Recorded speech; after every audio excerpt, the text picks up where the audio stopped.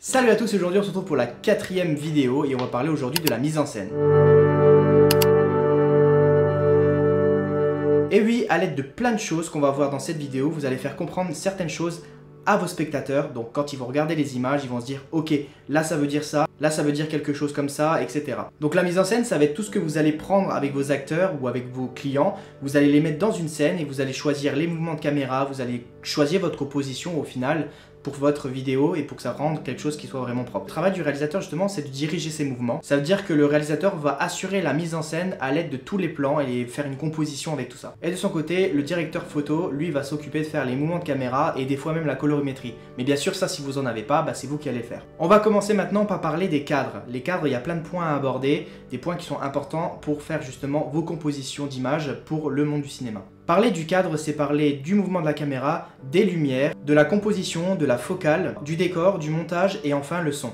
Tout ça, ça forme ce qu'on a pour le cadre et qu'on va faire justement notre film par la suite. Donc on va reparler de la ligne des tiers, je pense que vous les connaissez toutes maintenant comment ça fonctionne, il y a plusieurs lignes de tiers. Chacun peut choisir sa ligne de tiers un peu comme il veut. On peut avoir une ligne de tiers qui est très espacée, on peut avoir une ligne de tiers classique, mais bien entendu, il faut garder le même ratio de ligne de tiers que vous avez utilisé une fois dans vos plans, vous le gardez tout le long de votre film. Certains réalisateurs aujourd'hui vont réaliser des choses à base de lignes de tiers qui vont être plus espacées que la standard, on va dire, mais ils vont l'utiliser tout au long du film. Si vous faites un plan avec une ligne de tiers qui est normale et une qui est très espacée, on va rien comprendre et je vous conseille de surtout pas faire ça. Donc je pense que vous savez comment ça marche. La ligne de tiers, vous avez votre image ici, donc par exemple on a une ligne ici à la verticale, une ligne ici à la verticale, une ligne ici à la verticale et ça correspond à un tiers de l'image à droite, un tiers au milieu, un tiers à gauche, un tiers en bas, un tiers au milieu, un tiers en haut.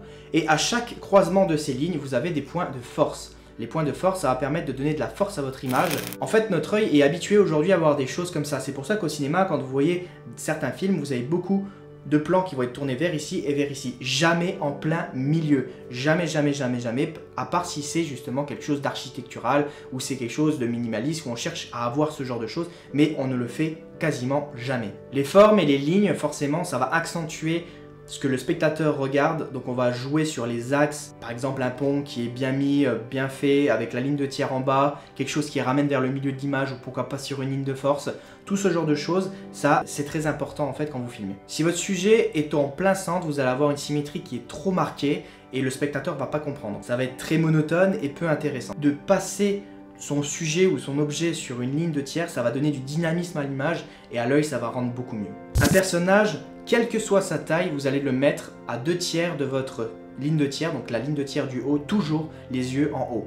Parce que c'est comme ça et au moins on peut jouer sur les effets de grandeur comme par exemple dans Le Seigneur des Anneaux ou Le Hobbit, quand on a des personnages qui font la même taille mais qu'on veut les rendre plus petits à l'image, mais on les garde toujours sur la même ligne de tiers. Enfin, il existe aussi une deuxième possibilité, c'est la règle d'or. La règle d'or, c'est une autre façon de faire sa ligne de tiers et de ramener ce dynamisme dans l'image. Je vous en mets un exemple, on l'utilise aujourd'hui très peu. Si vous voulez placer un paysage, vous pouvez le placer dans le 1 tiers du bas et mettre 2 tiers de ciel. Et au contraire, vous pouvez faire aussi 1 tiers de ciel et 2 tiers de paysage. Ça marche aussi. Le champ hors champ. Aujourd'hui, quand vous allez filmer un endroit, ça s'appelle un champ. Vous mettez votre caméra, vous filmez un paysage, ça va s'appeler tout simplement un champ. Tout ce qui se passe en dehors, donc par exemple vous êtes dans une cuisine, quelqu'un est en train de cuisiner derrière, mais vous avez le plan fixé sur la table, on appelle ça le hors-champ. Donc la personne qui est hors du champ, forcément, c'est du hors-champ. Quand on utilise le hors-champ dans le cinéma, c'est purement esthétique. Donc ça veut dire que nous allons l'utiliser pour ramener peut-être le spectateur sur une autre image, donc par la suite. Donc si par exemple on a les personnages qui sont en train de discuter sur la table mais on entend du bruit dans la cuisine, on peut jouer sur le son pour faire comprendre et amener le personnage ou le spectateur directement après dans la pièce. Enfin, on l'a déjà vu sur la dernière vidéo, vous avez le champ contre champ. Donc ça veut dire que quand vous avez une discussion entre des personnes, on se met dans cette direction là. Moi j'ai une personne en face de moi, donc par exemple vous êtes la caméra, je vais mettre la caméra du côté ici à 180 degrés. Si je me mets du côté ici, je vais avoir un 180 aussi. Et là, c'est parfait parce qu'on comprend en fait que les personnages sont en train de discuter, de dialoguer et on perd pas le fil. On comprend en tant que spectateur qu'est-ce qui se passe dans votre image. On va parler maintenant des cadres saturés et des cadres raréfiés. Donc on va passer rapidement là-dessus, c'est simplement pour vous dire que des fois, on a des plans au cinéma qui vont être très complets au niveau de l'image. Donc il y a beaucoup d'informations, beaucoup d'objets symboliques dans l'image pour faire comprendre certaines choses. Et des fois, on va avoir des plans très simples comme passer une porte tout simplement. On ne veut pas avoir forcément 10 000 cadres accrochés au mur ou un porte-clés accroché sur la porte. On s'en fout, on veut juste qu'il ouvre la porte pour amener le spectateur dans la pièce suivante. Donc on n'a pas besoin de charger la pièce. Donc c'est comme ça qu'on arrive à voir, donc le raréfié forcément il y a moins d'objets et puis vous avez le contraire qui va être beaucoup plus complet au niveau des objets symboliques. On revient rapidement sur le champ contre champ avec les 30 degrés, donc c'est ce qu'il faut que vous fassiez au minimum quand vous faites un dialogue entre deux personnes. Minimum 30 degrés et toujours du même côté, si vous filmez sur la gauche vous restez sur la gauche, si vous filmez sur la droite vous restez sur la droite. Et le maximum c'est 180, moi je vous conseille d'utiliser tout le temps le 180, c'est celui qui marche le mieux je trouve. Et vous pouvez faire aussi des rotations, comme ça avec votre caméra à 180 degrés autour des deux personnages, ça marche aussi. Maintenant on va parler des mouvements et de la stabilisation, donc comme vous pouvez le voir on a déjà fait pas mal de points qui constituent la mise en scène. On va tout de suite parler de quelques mouvements de caméra que vous connaissez peut-être sans doute et que vous avez forcément déjà vu. On a plein de mouvements et je vais vous parler de certains, c'est sûr il y en a beaucoup plus, mais les plus utilisés aujourd'hui. Un mouvement tout simplement de gauche à droite comme ceci, ça va être un mouvement panoramique. Un mouvement du bas vers le milieu ou de milieu vers le haut, ça va tout simplement s'appeler une inclinaison. En parlant de travelling, on a aussi le travelling arrière et le travelling avant. Tout simplement, on a notre sujet, on avance avec notre caméra pour faire un travelling avant et un travelling arrière, on recule avec la caméra et on dézoome pas et on ne zoome pas.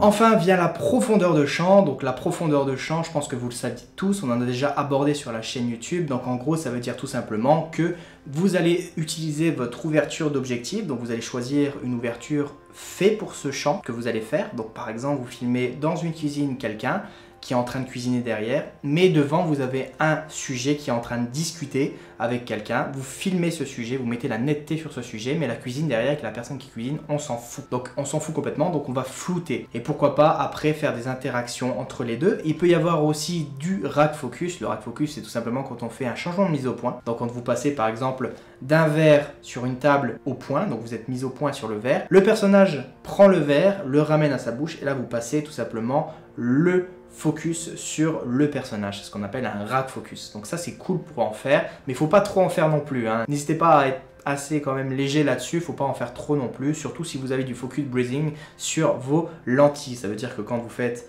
un changement de mise au point, vous avez la focale qui va changer. Donc ça c'est sur très peu de lentilles, mais c'est vrai que des fois ça peut être un bon cachet comme un mauvais si vous en utilisez beaucoup trop. Si un jour vous n'arrivez pas à faire de profondeur de champ, il va falloir créer vous-même la profondeur de champ à l'aide de cette cuisine qui est derrière par exemple, ou à l'aide de paysages qui vont combler un peu cette image, ou mettez des objets qui sont pas très importants en arrière-plan et concentrez-vous sur l'avant.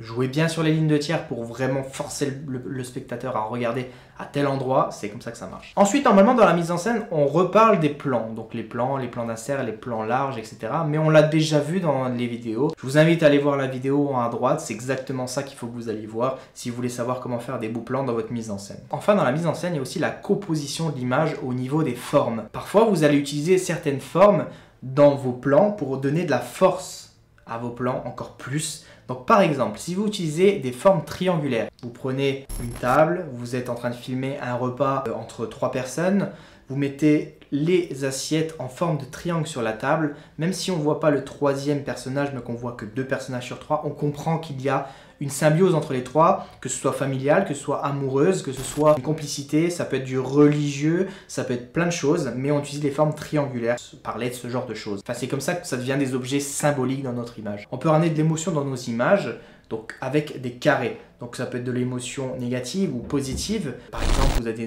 des personnages qui sont assez énervés, on va mettre du carré dans l'image. Et un exemple tout bête en fait, quand vous achetez aujourd'hui une voiture, si vous prenez une BMW, une Mercedes avec un pack sport, vous allez avoir des lignes vachement carrées, ça fait très agressif en fait. Si par exemple vous prenez une Fiat 500 ou une Punto, c'est très arrondi on va dire. Et en fait, forcément ça ramène de la rondeur à votre image, c'est beaucoup plus léger à regarder, c'est pas agressif. Donc voilà comment en fait on gère les objets symboliques dans nos images et c'est très important. Maintenant vient les ratios d'images, mais ça on va le voir dans une autre vidéo, donc je vous invite à rester connecté pour voir la prochaine vidéo parce que pour moi c'est qu'une seule vidéo et ça va rentrer aussi dans la mise en scène de choisir le bon ratio pour nos vidéos, du panoramique, du 2.35, du Panavision, etc. On voit ça dans une prochaine vidéo, elle sera assez courte mais au moins vous allez comprendre facilement comment on met en scène tout ce qu'on vient de parler juste avant. Donc on a presque terminé la formation cinéma. À la prochaine votre vidéo. Bye bye tout le monde.